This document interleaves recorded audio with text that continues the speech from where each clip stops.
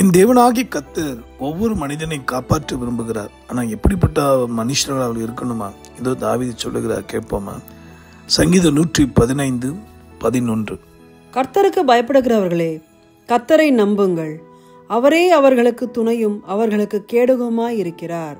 இன்று முதற்கொண்டு உங்களுக்கு துணையாக கேடகமாய் என் தேவனாகிய கர்த்தர் வர விரும்புகிறார். ஆனால் இந்த நன்மை பெற்றிட தகுதி உள்ள மனிதர்கள் யார்? கர்த்தருக்கு பயப்படுகிறவர்களே, கர்த்தரை நம்புங்கள்.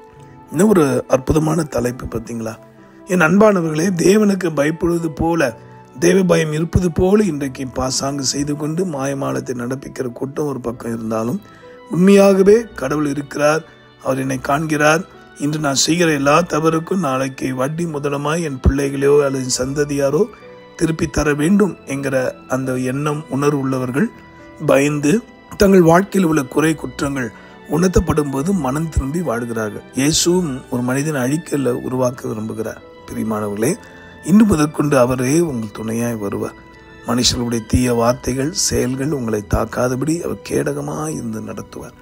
ஆனால் நாம் செய்ய வேண்டியது மரணபரிந்தமும் தேவனுக்கு பயப்படுகிற பயத்தில் காணப்படும். இந்த வார்த்தையின்படி நடப்பீர்களானால் நீங்கள் எந்த தேசத்தில், எந்த தீவில், எந்த நாட்டில், எந்த கிராமத்தில் இருந்தாலும் கர்த்தர் உங்களுக்கு கேடகமாய் வருவார். இது உங்களுக்கு சம்பவிக்கும். நம்பிக்கையோடு ஜெபிப்போம். அன்புள்ள ஆண்டவரே, உங்களுடைய நாமத்தினாலே இந்த வார்த்தையை நம்பி என்னோட ஜெபிக்கிற யாவரையும் ஆசீர்வதியும்.